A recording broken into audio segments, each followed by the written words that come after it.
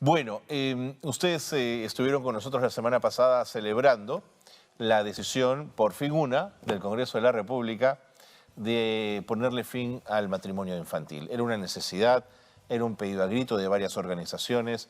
La congresista Flor Pablo lideró ese proceso acompañado de muchas organizaciones de mujeres que iban en ese sentido. Pero, ¿por qué tuvimos necesidad de tener una norma de ese tipo? ¿Qué hay detrás de ello? ¿Cómo manejamos esto ahora, desde la perspectiva educativa? Por eso tenemos la suerte de tener a Carla Gamberini con nosotros, que nos ayuda a entender estos temas. Carla, ¿cómo estás? Bienvenida. ¿Qué tal? Buen día, Carlos. Un gusto estar siempre. aquí. ¿Por dónde comenzamos? ¿Por dónde quieres llevar el tema?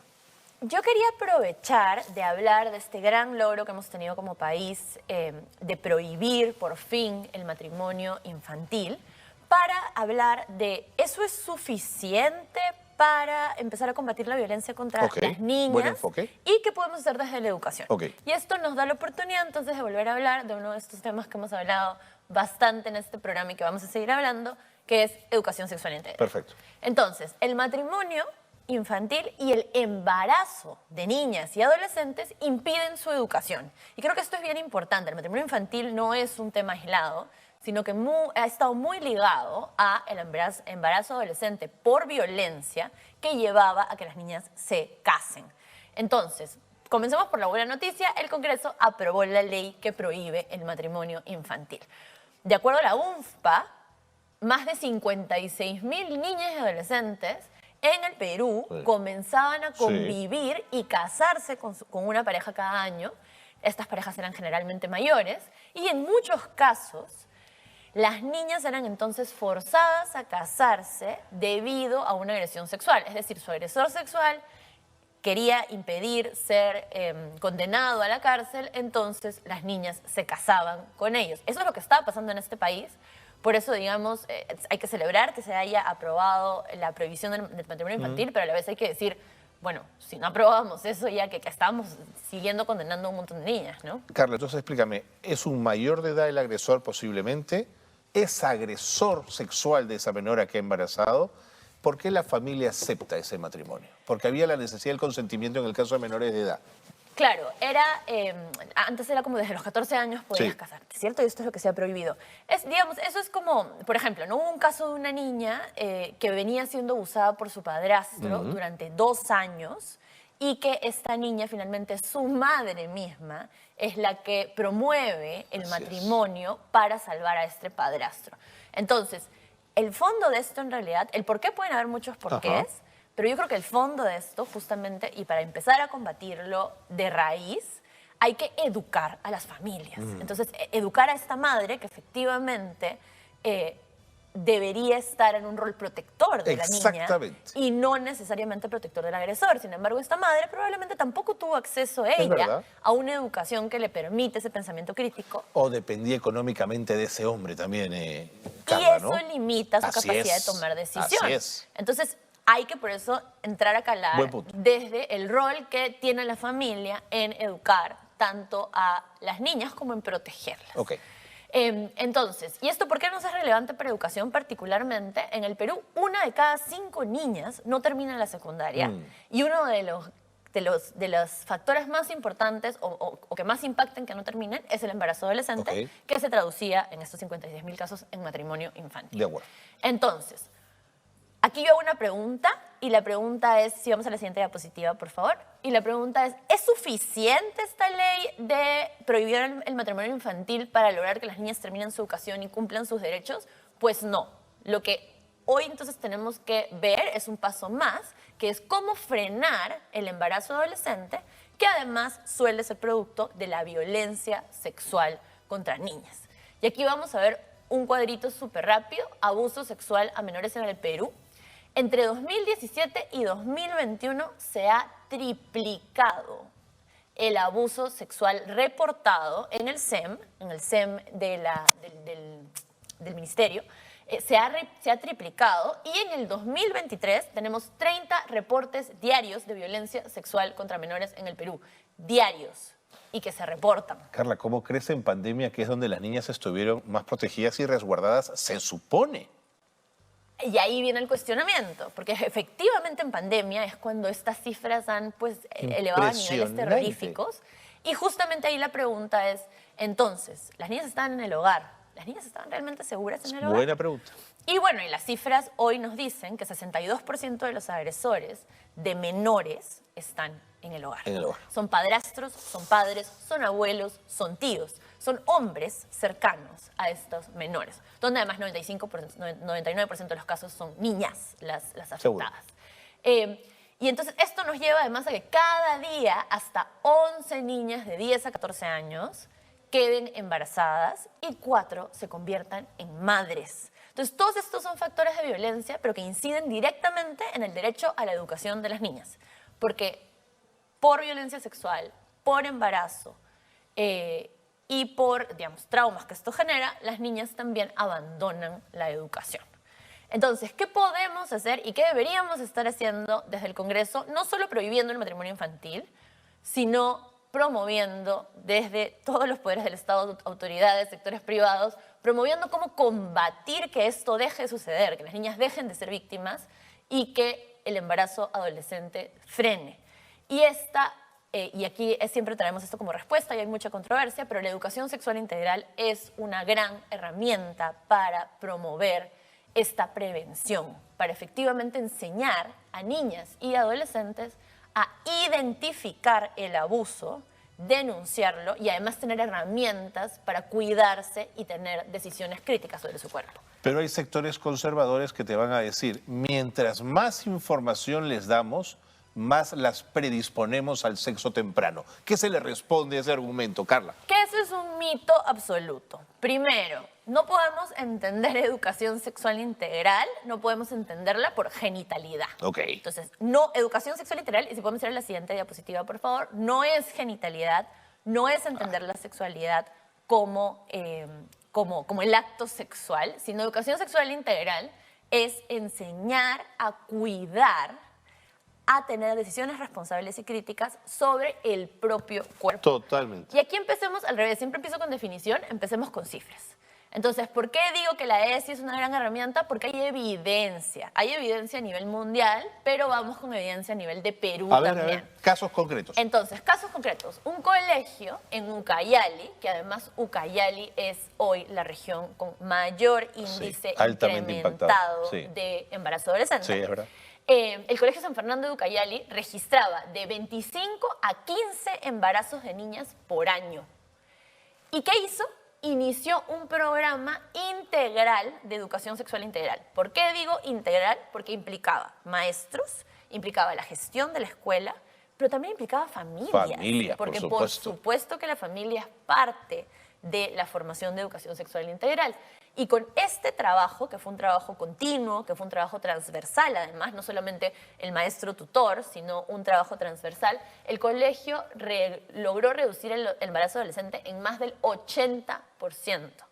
Entonces, sí funciona si hacemos un programa sostenido y, por supuesto, apoyado en la gestión de la escuela. Porque hoy tenemos escuelas donde, por ejemplo, los maestros tratan de hablar de esto, pero los padres no quieren, claro. Entonces la dirección les dice, mira, mejor no nos metamos en Así problemas. es. Entonces tenemos que hacer un trabajo integral. Y el segundo caso, que es bien interesante también, y aquí lo vemos paso por paso, porque fue un trabajo de años, es en Lima Metropolitana, en el colegio El Nazareno, donde se tenían 12 a 13 embarazos adolescentes registrados por año, y desde el 2007 al 2015, trabajando con estudiantes, con mamás, con papás, con docentes, con la gestión, se logró erradicar a cero. Se logró erradicar de 2007 a 2015 a cero el embarazo adolescente. Y esto sí ha sido mapeado año por año para ver qué se hizo año por año. Entonces, ¿funciona? Sí funciona. ¿Es una herramienta que deberíamos promover? Sí. Entonces, deberíamos estar dando hoy, ya que ya se prohibió el matrimonio infantil, leyes para que esto funcione y para que esto tenga más presupuesto en las escuelas y más formación docente. Entonces, si vamos a la siguiente, porfas, y aquí vamos a nuevamente romper mitos. La educación sexual integral no es genitalidad, es la posibilidad de brindar herramientas. Así es. Para que los niños tengan el derecho Así es. de tomar decisiones responsables sobre el cuidado de su cuerpo y relaciones interpersonales. Eso es. Eso es. ¿Por qué es tan difícil de entender entonces, Carla? Es muy complicado ver cómo en este país se ha como satanizado el Sin concepto duda. de educación sexual integral y además se utiliza políticamente por algunos grupos Sí, señor. conservadores Eso es clarísimo. para como motivar cierto odio frente a esto, Sí. cuando en realidad lo que estamos haciendo, si motivamos eso, es dejar a los niños sin herramientas Sí. para defenderse. No, de los dicen que abusos. esto viene de la Agenda 2030, el Foro de Sao Paulo y barbaridades como esa, cuando has demostrado solo en 2 casos que sí es posible cuidar a las niñas, Carla. Que es posible y que necesitamos además, porque una de las mentiras es quieren excluir a los padres. No, necesitamos a Así los padres es. y madres trabajando en Claves. esto. Entonces, por ejemplo, aquí yo traigo como un ejemplo chiquitito, ¿no? Porque cuando dicen, como no les podemos hablar a los niñitos más chiquitos de sexualidad, porque por supuesto que no les vamos a hablar de sexualidad en términos de acto sexual o relación sexual Lógico, para acelerar pues. ningún deseo sexual, sino lo que se va a hacer es, por ejemplo, enseñarles a reconocer que tienen partes privadas, y estas son unas fotos de un video de Plan Internacional que está libre Ajá. en YouTube, que lo pueden usar en casa, donde se les enseña a los niños a reconocer de una manera fácil: esta es mi vagina, este es mi busto y esta es mi parte privada. Y si alguien toca esa parte privada, pues tengo que decirlo. Así es. Y esto es algo tan básico como que yo como padre, madre, puedo dejar que el agresor sea el que venga y le dé esta información de manera errada a mis niñas Totalmente. y luego los ponga en riesgo. O yo puedo hablar de esto y puedo alertar a las niñas y niños para que estén al tanto. Cuando el agresor quiera venir, yo ya tengo la información. Entonces, algo tan básico como hacer esto en casa. Y si la casa, y vamos a la siguiente diapositiva, por favor, no es un espacio seguro, pues deberíamos estar haciendo esto también en la escuela. Debería ser conjunto. Entonces, tanto familias como la escuela participan en la educación sexual integral. La familia es la primera formadora. Los docentes y familias tienen que trabajar conjuntamente. Sin embargo, en el país en el que 62% de los agresores están en casa y en el que las cifras han subido de agresión a niños justamente cuando han estado más en casa que es pandemia, pues la escuela tiene que ser este espacio seguro. Entonces necesitamos no solamente prohibir el matrimonio infantil, sino brindar presupuesto, herramientas, formación para que docentes puedan liderar estos temas en las escuelas trabajando de la mano con familias. Bueno, más claro imposible, Carla. Además, mira cómo has relacionado matrimonio infantil con eso, que es tan importante. Ahora, ¿cómo vamos de presupuesto en la ESI? ¿Cuánto se pone allí? O sea, la verdad, la ESI está en el currículo, la ESI es transversal, se supone debería serlo. Materiales específicos de ESI no hay muchos No hay desarrollados. muchos, ¿ya? De hecho, en el 2017 se hizo un estudio, una organización de Europa hizo un estudio que decía que el 70% de maestros todavía están incómodos de hablar. Ajá, amiga Sería mía. muy interesante, hoy 2023, ver si los maestros han tenido algún cambio desde un poquito de más herramientas que se le han dado, pero yo temo que realmente no, que al contrario pueden hoy, debido a todos estos últimos años de estos ataques de movimientos conservadores y de esta satanización de la idea de educación sexual integral, yo pensaría que hoy los maestros están todavía más incómodos. Pero esto es mi intuición, no ha habido Te un entiendo. estudio posterior. Te entiendo. Ahora, organizaciones como UNFPA, como UNICEF, están haciendo lo suyo por su lado, brindando herramientas. Incluso empresas privadas, hay un programa lindo, por ejemplo, de higiene menstrual en escuelas. Ya. Entonces, creo que se está tratando de trabajar, pero todavía falta una mirada integral de política pública. Entonces, falta una mirada que efectivamente entienda. Problema de violencia, problema de matrimonio infantil, sí tiene una raíz Totalmente. en falta de educación sexual integral. Totalmente. Y eso no escucho en voces de liderazgo de autoridades nacionales, ni del Ejecutivo, Que se ni coman del- este pleito, ¿no? Sí, es verdad. ni del Poco, Congreso. sí. O sea, son pocos. Sí, ahora nos hemos referido en varios momentos de esta conversación al concepto conservador. Cada uno puede tener las ideas que quiera, se nutre de la familia, del medio ambiente, cada uno tiene su propia psique y entiende el mundo a su manera. Pero si se trata de cuidar y proteger a las niñas, tenemos que estar todos de acuerdo. Por supuesto, por supuesto. El tema es claro, yo puedo creer en lo que quiera creer. Así es. Pero no creo que ninguna de estas creencias, estas familias, ya sean conservadoras, no conservadoras, liberales, bla, bla, bla, tengan como objetivo que sus niñas y niños sean violentados. Cero tolerancia. Solo que ese paso y esa relación entre cómo educar y cómo prevenir la violencia es algo que no queda claro y que creo que en realidad a nivel de mensaje de comunicación también, a nivel de país debería ser más fuerte. Y si Más no sale de fuerte, las ¿no? autoridades, pues debería salir de otros espacios como la empresa privada, como los medios de comunicación.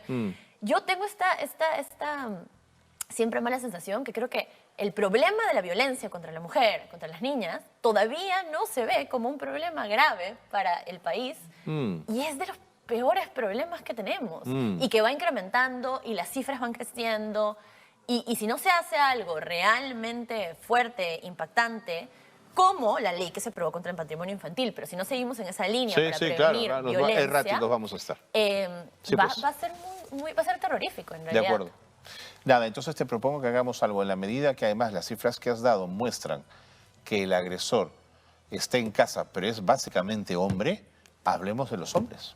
Y de por qué nos hemos convertido en enemigos de nuestras compañeras, ¿no? Pues sí, hablemos el próximo programa de masculinidades y el rol del hombre en todo esto. Buen tema. Porque hay un rol. Una nueva masculinidad, entonces. Dale.